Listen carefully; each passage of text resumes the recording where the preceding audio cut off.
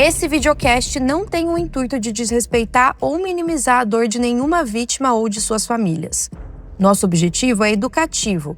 Queremos mostrar, por meio de casos reais e ou da representação nas séries do AXN, como funcionam as investigações policiais e destacar a importância do trabalho da polícia na resolução desses crimes. Começa agora o programa feito especialmente para quem ama mergulhar em crimes e mistérios, sejam eles da ficção ou da vida real. Se você não perde uma investigação, devora aquele programa policial todo numa noite, ou é daqueles que viram um detetive particular quando assiste uma série True Crime, nosso QG é o seu lugar. Será que você consegue desvendar esse mistério antes do episódio acabar? Eu sou Ju Cassini, criadora de conteúdo apaixonada pelo universo do True Crime e pelas séries do canal AXN. E esse é o podcast Realidade ou Ficção, um crime, várias pistas, só uma verdade, do canal AXN.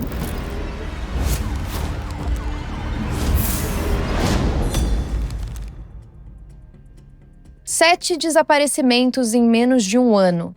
Apenas 6 corpos encontrados em diversas partes do estado, com os carros das vítimas sempre abandonados longe de seus corpos. As cenas do crime são brutais e parecem mostrar algo que os investigadores não conseguem enxergar. Estariam essas mortes conectadas? Seriam elas obra de apenas uma pessoa? Qual a verdade sobre o que aconteceu? Ou será que isso, na verdade, nem é um caso real? Um aviso: todos os nomes e locais descritos aqui são fictícios, porque o desafio dos nossos convidados é tentar descobrir: esse é um crime real ou um crime de ficção?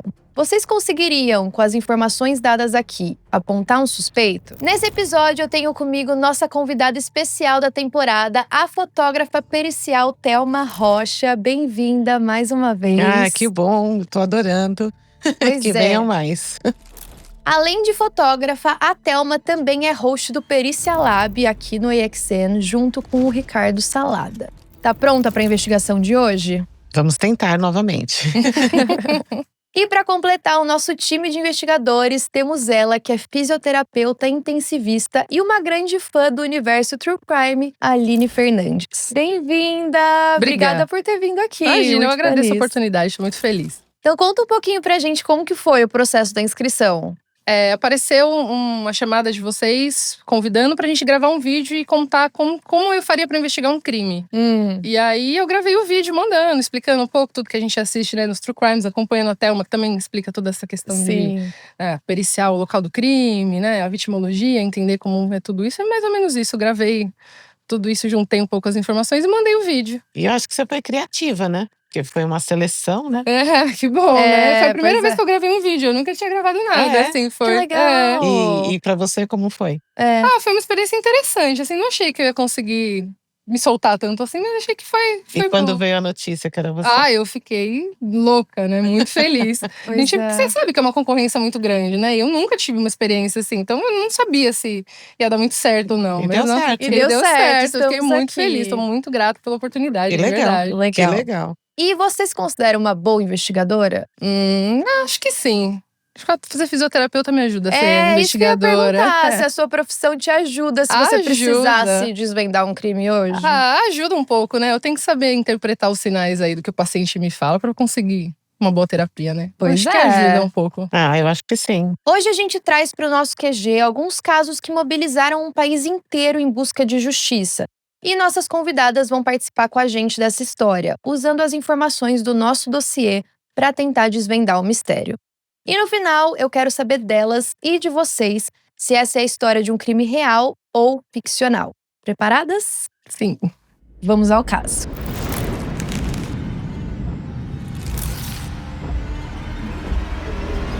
Faltando pouco mais de 10 dias para o Natal, o corpo de um homem é encontrado baleado em uma floresta. As buscas pela região acabam encontrando seu carro em outro local, a quilômetros de distância, abandonado. Se trata de John A., 51 anos, dono de uma oficina mecânica. Em sua ficha criminal, há um registro importante. Ele já havia sido preso anos antes por ter estuprado uma mulher e tinha cumprido sua pena. A cena do crime não revela muitos detalhes e em seu carro não são encontradas muitas pistas. Então a gente vai colocar a primeira silhueta no nosso quadro do John A., que é a nossa primeira vítima. John B. um trabalhador de construção civil de 43 anos, desaparece em maio do ano seguinte. Seu corpo é encontrado no início de junho, nu, com 6 tiros no peito, e permanece 6 dias sem que sua identidade seja descoberta. Seu carro, mais uma vez, foi encontrado em um local distante do corpo, numa rodovia interestadual com as portas todas abertas e sem placa, nem itens pessoais, apenas um pacote de camisinhas. Após a apuração, a polícia constata que a vítima não tinha nenhum antecedente criminal, e as balas utilizadas parecem ter sido do mesmo tipo das que foram encontradas na vítima anterior, calibre 22. Poucos dias depois, a polícia encontra mais um corpo próximo a uma rodovia. Antes da gente continuar, eu só vou colocar a silhueta da nossa segunda vítima, que é o John B. E agora eu vou colocar uma terceira silhueta do John C, porque vamos falar dele. Então encontramos mais um corpo, a vítima tinha 9 marcas de tiro e estava enrolado em um cobertor. Esse corpo é do John C, 40 anos, que trabalhava com rodeios. Ele havia desaparecido há alguns dias em uma região não muito longe dali. O corpo já se encontrava em decomposição, mas a polícia consegue identificar que as balas eram de calibre 22, como as usadas para matar o John B. Seu carro também foi encontrado longe do corpo, abandonado, como nos outros casos. Mas dessa vez, um detalhe chama a atenção dos investigadores. Bom, agora eu vou entregar para vocês o nosso dossiê. Eles são iguais, tá? Um para cada. Se vocês puderem descrever pra gente o que tem dentro dele, são pistas que os policiais encontraram nas cenas do crime. Um mapa, né? Com um caminho marcado e alguns pontos também marcados nesse mapa. Um pacote de camisinha lacrado, né? E aqui nós temos os 2 projéteis. Olhando para eles, você consegue falar se viria da mesma arma? Então, a balística, ela tem a propriedade de pegar todas as ranhuras existentes no projétil, que quando o projétil ele é um pouco maior que o cano, né? Entendi, então você fala, sim. poxa, um pouco maior, por isso que ele passa justinho. O chumbo é um metal mole, então ele passa justinho para dar direção. O que quer dizer? O que vai dar direção? Aqui dentro ele tem umas ranhuras. Quando o projétil passa, arranha o projétil todo e aí você consegue comparar um com o outro. E olhando os outros elementos, o mapa, o que vocês estão achando até agora do caso? Vocês acham que pode ser um serial killer? Pode ser alguma outra coisa? Quais seriam as motivações dos crimes? Acho que a gente percebe que é um padrão. Um homem, uma certa idade, né? Entre 40 e 50 anos, ali, morto a tiros, né? Então, coincidências, não sei. A primeira vítima me chama atenção por ele já ter um histórico de estupro. Sim, né? Já tem um antecedente. Então, assim, se os outros não tiverem histórico de estupro, mas tiverem algum vínculo com essa pessoa, eu arriscaria que é uma vingança. E em qual momento a polícia pode começar a considerar que um caso tem ligação com o outro? Eu acho que nesse momento já daria. Porque o calibre 22 não é um calibre que é tanto para defesa, você entendeu? Não é uma arma que vai ter um poder de parada muito grande, um poder impactante muito grande. E vocês acham que a gente conseguiria encontrar algumas evidências determinantes dentro dos carros que não vão estar nos corpos? Sim. Eu acho que sempre sim. A camisinha já é um outro fator, né? Que nos outros não apareceu. Né? Apareceu só no terceiro, né? Isso mesmo, apareceu só no terceiro. Mas o segundo tava nu, por exemplo. Né? Então… Tinha algum sinal de alguma violência? Então não temos essa informação, pelo menos não ainda. Não ainda. Sim. Vamos ver. Podemos seguir, então, o nosso caso, mas antes, você que está assistindo a gente no YouTube ou ouvindo a gente no Spotify ou outra plataforma, conta pra gente aqui nos comentários do canal ou no nosso Instagram, @canalexn. Esse caso é real ou ficcional? Será que temos um caso de vingança? Ou seria um serial killer? Quais seriam as motivações por trás das mortes? John A, John B e John C eram homens grandes, brancos e de meia idade. Apenas um deles possuía antecedentes criminais, enquanto os outros pareciam apenas homens comuns, sem nenhum crime no currículo. Os carros das 3 vítimas foram encontrados longe dos corpos, abandonados e abertos. E com um último detalhe que chamou a atenção da polícia. O banco do motorista estava sempre ajustado para frente, dando a entender que a última pessoa a dirigir era de baixa estatura, algo que não era o caso de nenhuma das vítimas. Isso se torna um ponto-chave da investigação, mais uma ligação entre os crimes. E um potencial perfil do assassino também começa a surgir. Além disso, pertences das vítimas começam a aparecer em lojas de penhores na região. Mas a polícia não consegue rastrear os vendedores, pois os registros de todos têm nomes diferentes. Seriam latrocínios? Seria uma gangue cometendo esses crimes? Em julho, no mês seguinte, um acidente automotivo um tanto quanto suspeito chama a atenção das autoridades. Um carro bate em algo na rua e é abandonado na estrada poucos metros depois. As investigações mostram que o carro, que também não tinha placa, pertencia a John D., que estava desaparecido há pouco menos de um mês. Ele tinha 65 anos, era aposentado e membro importante de sua igreja, e fazia uma longa viagem interestadual quando parou de dar notícias. Então, vamos colocar mais uma silhueta no nosso quadro. Dessa vez do John D. Até então, temos 4 vítimas. Segundo as testemunhas, no momento do acidente, o carro era ocupado por 2 mulheres. E a motorista, uma moça loira lá pelos seus 30 anos, estava visivelmente bêbada. Então, a gente tem as 2 motoristas, que a gente ainda não sabe quem é. Então, eu vou colocar como 2 interrogações, por enquanto, 2 aqui embaixo. E vamos ver se a gente descobre quem elas eram. Nos arredores dali, a polícia encontra pertences associados a John D. em lojas de penhores, como nos outros casos. Na varredura do veículo, a polícia não encontra objetos pessoais, mas há marcas de digitais. Finalmente, após a análise das impressões digitais, a polícia tem um match, e o nome de uma das suspeitas é descoberto. O corpo de John D. não é encontrado. De acordo com o mapa, cada ponto branco que vocês têm é um ponto onde aconteceu um crime. Então a gente consegue ver que é um trajeto de uma rodovia, né? Pelo que parece. Mas a gente também não tem as ordens, né? O ponto mostrando qual foi primeiro, o local onde foi o segundo. Pois é, e agora a gente também tem 2 mulheres, né, que estão ali. Será que elas estavam envolvidas nos outros crimes também? Então, daí cresce uma motivação de vingança, né? Por mais que um já tenha a ficha criminal por estupro, né?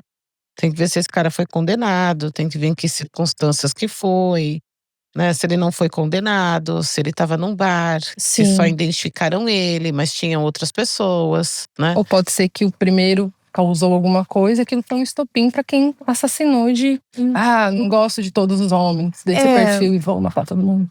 Também faria sentido. Entendi. Entendeu? Todo mundo porque ele foi a causa do estopim, entendeu? E aí porque todo só mundo... ele tinha um antecedente, só ele né? tinha um antecedente. E essa é a pergunta que eu faço pra vocês. Como só ele tinha um antecedente, então por que foram aparecendo outros homens que também foram vítimas, né? Eu vejo que eles têm alguma relação. Não podem ser cópias? Alguns imitadores também? Não, então, mas eu acho que fica interessante. Por exemplo, eu, você e a Aline somos vítima do mesmo criminoso. Você entendeu? E no meu caso, o padre que foi negligente, no caso dela, o mecânico que foi no seu… A gente se une de alguma maneira, né? Pela dor, pelo crime, a gente se une. E existem muitos crimes que a dor une as pessoas para fazer o mal, né? Pode ser também. Sim. Bom, vocês acham que o depoimento de uma testemunha ocular pode ser 100% preciso? Não? Não acho. Por quê? Porque eu acho que no momento de nervoso, você tá vendo, você pode não tá prestando atenção direito. Mas aí são detalhes. Por isso que não é 100% preciso, inclusive, como que você acha que dá pra gente determinar o que é real e o que não é num depoimento assim? Imaginando que você viu alguma coisa. Eu acho que é a repetição do depoimento. Eu acho que as coisas vão ficando mais claras, eu acho, né? Porque acho que no momento do nervoso ali… eu vi, tava com a camiseta assim, tava assim. Depois você fala, mas… sei se era bem vermelho, sabe? Sim. Podia ser um tom vinho, uma coisa. Eu acho que isso muda. Acho que quando você vai ficando mais calmo, eu acho que a mente vai limpando um pouco mais. Acho que talvez você consiga. Pode pregar alguma peça também, né? A mente. Também. Parece que você começa a lembrar. E será que eu lembro mesmo ou eu imaginei essa parte, né? Exatamente. Eu acho que não tem como ser 100% fidedigno, assim. A gente também tem 2 suspeitas, né? Que teve a testemunha ocular, elas estavam no carro. O que vocês acham delas? Falando assim, se elas têm a ver com o caso, se elas realmente são suspeitas. Se sim, quais seriam as motivações delas? O que vocês acham? Eu acho que o fato delas já estarem com um carro que não é de propriedade delas, colocam elas demais na cena. Como as vítimas foram encontradas longe do seu veículo, de repente esse também é um momento onde elas já deixaram a vítima e estão se deslocando para deixar o carro longe da vítima. E aconteceu o acidente. Sim. Né? Pode ser. Sim. Mas por que elas iriam querer deixar o carro longe da vítima? De repente. Talvez para despistar. Ou para não ter uma identificação tão imediata. Tão rápida, dá tempo delas fugirem, talvez. Porque apesar disso, não estava tão distante, né? Os corpos estavam separados, mas ainda assim, o carro estava ali perto. Não foi difícil para os policiais encontrarem o carro e o corpo. Estão prontas para descobrir o que aconteceu? Já? Vocês querem tentar dar a opinião de vocês? Do que vocês acham que pode ter acontecido? Uma opinião final, assim? Porque são essas as evidências que a gente tem. É um caso complexo. Não, tudo bem. Eu acho que tem poucos elementos, né? Tem algumas coisas que a gente já sabe que é praticado, pelo menos na minha visão. Eu acho que é praticado ou por essas duas, ou uma cobertando a outra. Você faz, eu te ajudo. Também é. Mas assim, as características são as mesmas, o calibre é o mesmo, né? Então, vem se repetindo e eu não acho que é uma assinatura. Eu não vejo isso como uma assinatura. Eu vejo, talvez, na cabeça dela, ou na cabeça delas, né? Olha, vamos tirar o corpo, né, do carro, vamos colocar mais para lá, vamos fazer com que dê a entender que de repente ele fugiu do carro, né? Vai saber como funciona a cabeça de criminoso. Acho que um pouco para disfarçar, assim, acho que talvez era um assalto que rolou de forma inesperada, aí vamos disfarçar isso aqui. Mas aí são vários assaltos, você acha? Não, você diz disfarçar que era um assalto. Acho que era um assalto que saiu do controle, entendeu? Você acha que a motivação seria pra assaltar? Acho que sim. E aí acho que acabou saindo do controle. Então vamos disfarçar, vamos deixar esse aqui pelado, vamos mudar a característica de como a gente deixa. Porque elas não foram vender sim, penhorou os itens. Então acho que pode ser isso, assim, entendeu? É uma boa vamos linha. disfarçar aqui, né? Não, é uma boa linha. Vamos. Interessante, faz sentido. Faz sentido, sim. E você que tá assistindo a gente no YouTube ou ouvindo a gente no Spotify ou em qualquer outra plataforma, conta pra gente aqui nos comentários do canal ou no nosso Instagram, @canalexen, se acha que esse crime é real ou fictício. É julho ainda. As testemunhas do acidente ajudam a polícia na construção de um retrato falado das duas suspeitas, que é divulgado já com o nome de uma delas. Júlia, uma mulher de seus 30 e poucos anos, branca, loira, que trabalhava como prostituta e tinha uma ficha extensa na polícia, com crimes como falsidade ideológica, roubos, assalto à mão armada e alguns outros delitos. A outra mulher não é identificada. Então vamos trocar um ponto de interrogação nosso pela Júlia. Enquanto a polícia mobiliza o país à procura de Júlia, outras vítimas surgem. John E., um vendedor de 50 anos, é encontrado morto no início de agosto com 2 tiros, 5 dias após o seu desaparecimento. Seu carro foi encontrado alguns dias depois. Vamos colocar o John E. no nosso quadro também.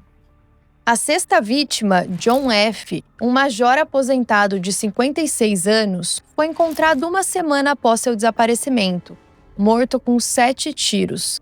Seu carro também foi encontrado dias depois de seu corpo. Mais um. A sétima e última vítima foi John G., um caminhoneiro e oficial da reserva. Seu corpo foi encontrado nu, apenas com meias e com 4 tiros. Seu carro não foi encontrado até semanas depois, próximo a uma rodovia. Vamos colocar a última silhueta do John G. Então, temos 7 vítimas. Finalmente, depois de meses de investigações, a polícia encontra Júlia. Moradores de uma cidade litorânea a reconheceram dos retratos falados divulgados na mídia e fizeram uma denúncia anônima. Capturada, ela nega os crimes. Apesar de conseguirem identificar elementos em comum entre os casos e das impressões digitais de Júlia no carro de uma das vítimas, a polícia ainda não tem provas suficientes. Júlia é então detida de maneira preventiva como suspeita. A outra moça é identificada como Tânia, namorada de Júlia.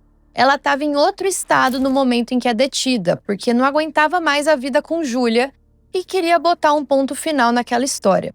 Ela diz não ter envolvimento algum com os crimes.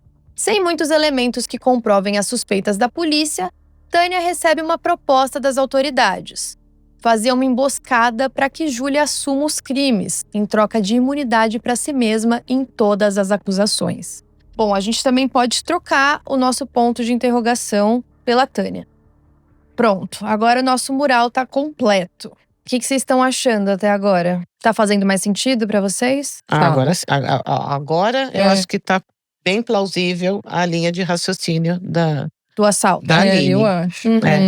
Então, ela cometendo esses crimes, né, por bens e a qualquer escrúpulo. Então sempre estavam sendo assaltos que davam errado. E que aí elas acabavam tendo que matar. Que ela também tinha histórico de prostituição. Acho que ela também podia atrair eles com isso, né?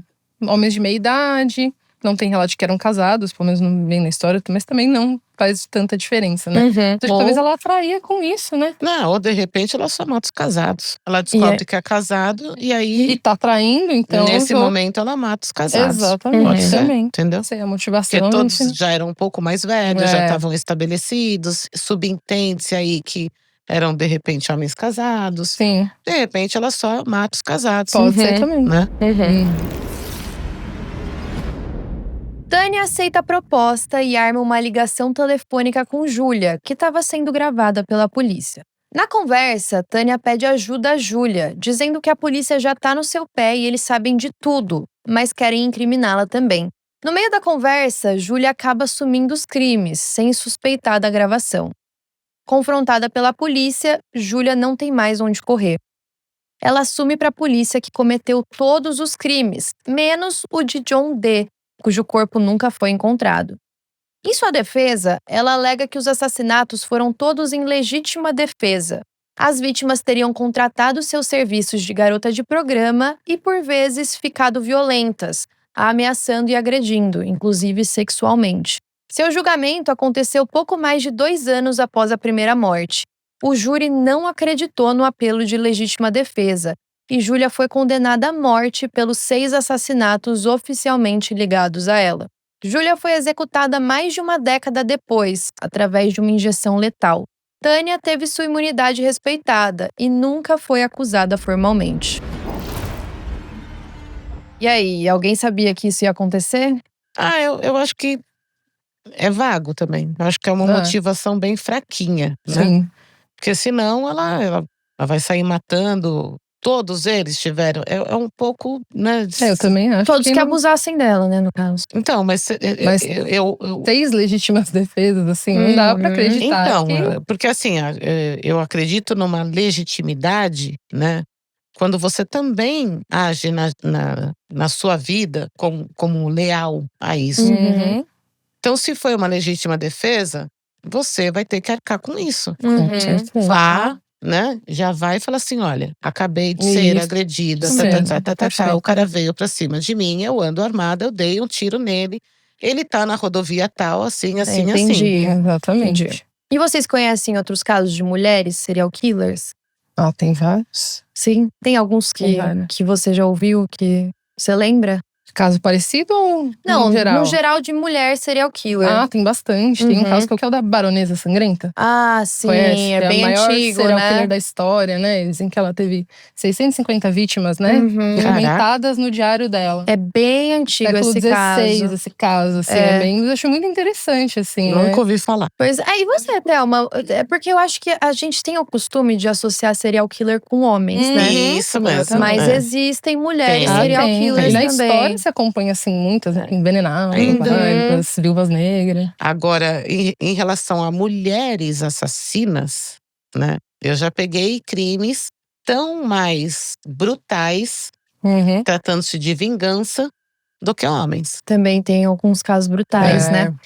E vocês acreditam que a Tânia, nessa história, não tinha nenhum envolvimento mesmo? Afinal, ela aceitou a imunidade em troca da delação, né? Eu não sei, ela fala aí no depoimento que ela foi embora porque ela não aguentava mais a relação. Pode ser que ela também estava numa relação abusiva ali. Quantos casos também não houve de que a pessoa era obrigada a participar, assim, né? Sofreu uma… Não sei, não tem uma opinião, manipulação, assim, talvez. Então vocês não acreditam nessa teoria da legítima defesa, né? Acreditam que foi intencional mesmo, que ela estava indo pra roubar defesa, não. E agora eu quero fazer a nossa pergunta final para vocês. Cada uma de vocês vai receber uma plaquinha, de um lado escrito real, do outro ficção.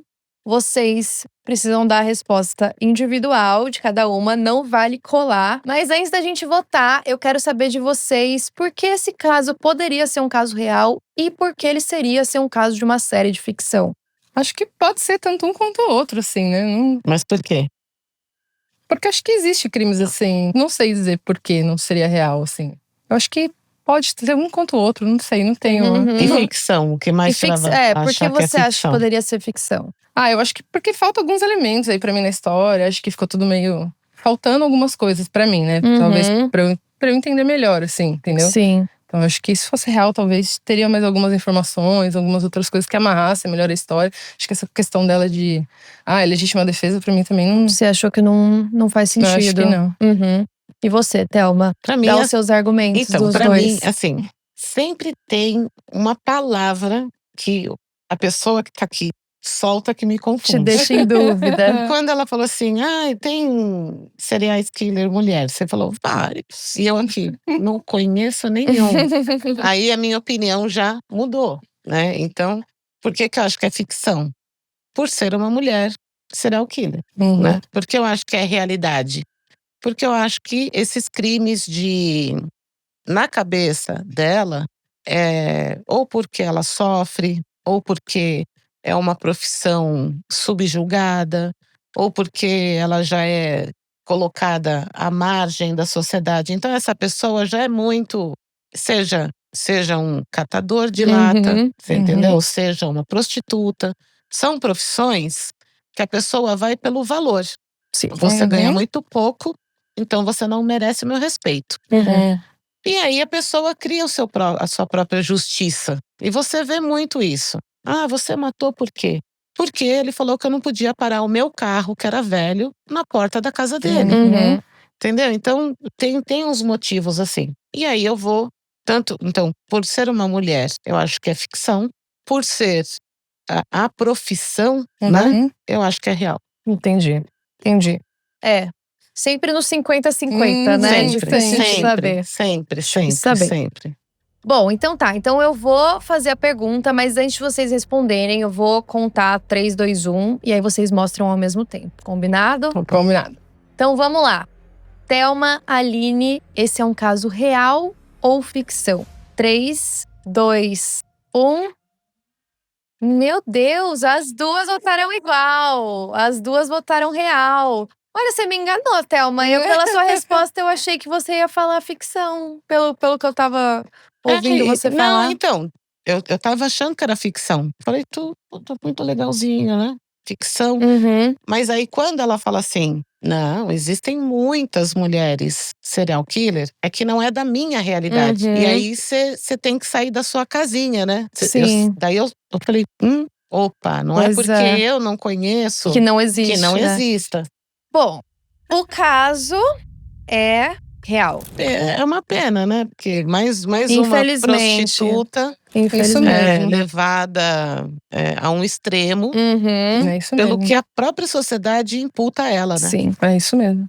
Que ninguém vai acreditar, que ninguém vai notar, que ninguém… né? É isso mesmo. Sim.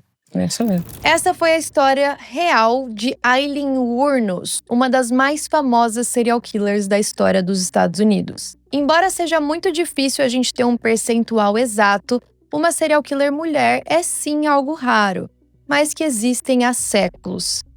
Nascida em 1956, no Michigan, Eileen era a filha mais nova de um casal instável. Seu pai, um molestador e sociopata, nunca fez parte de sua vida e foi preso por abuso infantil anos depois de seu nascimento. Sua mãe abandonou Eileen e seu irmão quando ela tinha apenas 6 meses de idade. E Eileen foi criada pelos avós maternos. Só descobriu que eles não eram seus pais biológicos aos 10 anos. Ela enfrentou um ambiente insalubre de abusos físicos e alcoolismo e começa desde cedo a trocar serviços sexuais por dinheiro, cigarro e drogas. Aos 14 anos, engravida e é expulsa de casa pelo avô. Após dar o bebê para adoção, Eileen não tem para onde voltar.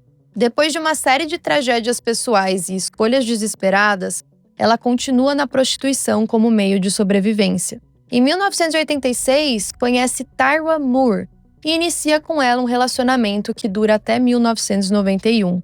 O namoro parecia ser seu único refúgio, embora a necessidade de se sustentar a levasse de volta às ruas. Eileen apresentava um comportamento explosivo, era ciumenta e violenta. Sua onda de assassinatos se inicia em 1989, mas a polícia só consegue uma pista da identidade de Eileen depois que ela se envolve em um acidente com o carro de uma de suas vítimas em 1990. Testemunhas relatam às autoridades uma descrição das duas moças no carro, que se transformaram em retratos falados que ajudam na identificação de Eileen e Tyra pelas autoridades.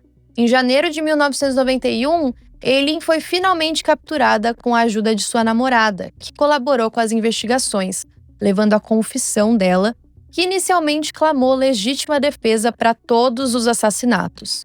Condenada à morte em 1992, Eileen Wuornos foi executada em 2002 com uma injeção letal. Sua história trouxe à tona debates sobre a pena de morte e a representação de mulheres criminosas, servindo de inspiração para obras na cultura pop, como o filme Monster, Desejo Assassino, que rendeu um Oscar a Charlize Theron.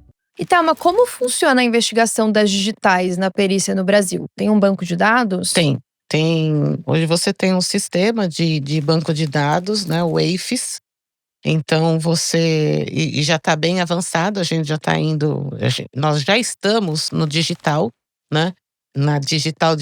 Sim. Ó, que legal. Peguei.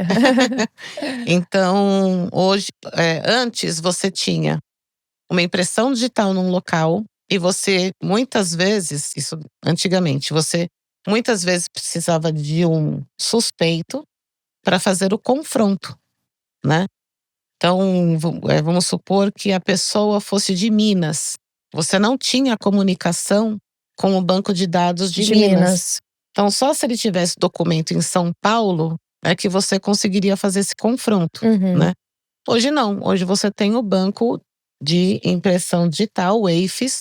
Então, você consegue, né, nesse banco, hoje já jogar, digamos assim, a impressão digital e vem quem é a pessoa. Porque você tem a biometria, você tem hoje os documentos digitais, então facilita muito, né? Facilita demais. Até por fragmentos deixados em locais de crime, você consegue hoje chegar na identificação do proprietário daquela, né? E como que era antes de ter esse sistema digital? Era, além de ser manual o confronto, nossa, né? Era manual. Imagina. Então, você tinha que analisar ali, a olho, rapidamente explicando para as pessoas entenderem por que os papiloscopistas, eles batiam um olho numa impressão digital e já falavam assim, olha, tem um delta, tem um verticilo. Porque o desenho já fazia subgrupos. Ai, você sabe que me desbloqueou uma memória. Porque eu sou formada em Direito, né? E eu tive criminologia no meu último ano e a gente aprendia esses nomes delta pra analisar a impressão digital. Era pra isso, olha. Ai, tá vendo? Tava prestando atenção na aula. E aí você cria subgrupos. Então, olha, ele tem um delta à direita. Você ia no arquivo de deltas à direita. E aí você ia pegar outras subdivisões. Delta à direita, como eu não sou papiloscopista, gente, eu vou estar exemplificando. Então, vamos lá. Delta à direita com um verticilo duplo, com uma ilhota, com não sei o quê. E você ia selecionando. E você chegava em 30 impressões digitais. aí era a olho. Sim. E você diria que esse sistema poderia ser muito falho, então, né? Você não pode, né, no Brasil, falar que uma impressão digital pertence a tal pessoa se você não tiver o mínimo de pontos exigidos por lei. Então, não é porque você tem um delta, né? Sim. E por mais que eu tenha só um fragmento onde tem o delta, que eu vou falar é da Juca Cine. Entendi. A lei não permite isso. Eu não sei exatamente o número de pontos, se são 13, 15, né? Mas eu vou falar assim, é da Juca Cine, porque eu positivei, vamos supor, 15 pontos, 17 pontos. Aí está válido essa identificação. Sim. Caso contrário, não. Interessante. E nos outros países é assim também hoje, com esse sistema automatizado? Sim, é da mesma forma? sim. Tem o banco de dados nacional. Isso, então hoje você tem o banco de dados de impressão digital e tá, assim, viajando a foguete o banco biológico, o de DNA também, perfeito. entendeu? Que é o CODES. Sim. Ô, Thelma, posso fazer uma pergunta? Pode. Esse banco de digitais, todo cidadão tem? Por exemplo, a partir do momento que eu tirei meu RG que eu tenho lá, eu já tô nesse banco. É só pra quem tem ficha criminal? Todo mundo? Quem tem o documento. Perfeito. Quem tá identificado, né? Perfeito. Pela digital, está no banco de dados do Estado. Tomara que a gente chegue assim no DNA também, né? Todo banco, todo mundo, né? Agora com as pessoas fazendo aqueles negócios no site, né? Pra descobrir a árvore genealógica. Tem tendência a fazer. Em falar em árvore, só uma curiosidade, momento curiosidade. Vocês têm ideia como é formada a impressão digital? Não. É a coisa mais linda. O bebê no útero, ele vai se formando e ele vai se mexendo. E conforme ele coloca várias vezes a mão na parede do útero da mãe, esse desenho vai se formando a partir do contato do dedo da criança com o útero da mãe. Olha, que interessante. Não sabia. Momento fofura. Pois é, fofo mesmo. Bom, gente, quero agradecer a presença de vocês, amei. Vocês foram ótimas investigadoras também, analisando as evidências. Parabéns. E acertaram, né? Assim, é muito triste que o caso seja real. Exatamente. É um caso bem interessante pra gente estudar e entender algumas coisas, até nos dias de hoje. Mas muito obrigada, foi incrível ter vocês aqui. Imagina, eu que agradeço a oportunidade de estar aqui com vocês. Muitíssimo obrigada. E a gente quer saber de você que nos acompanha. Acertou que esse era um caso real? Então comenta aqui se estiver pelo YouTube, nos comentários do episódio no Spotify ou onde estiver ouvindo esse podcast. Ou vai no último post do nosso Instagram, @canalexn, que saindo daqui eu vou ler tudo para ver quem tá mais esperto para os próximos casos. E será que vocês estão preparados para nossa próxima investigação? Um caso que abalou uma cidade turística. Uma garota de 2 anos desaparece em circunstâncias misteriosas, mas a família demora 1 mês para notificar o desaparecimento às autoridades. O que pode ter acontecido com a garota? Por que a família não ativou imediatamente as autoridades? Esse foi o Realidade ou Ficção, um crime, várias pistas, só uma verdade. Eu sou Juca Cine e a gente se vê no próximo episódio.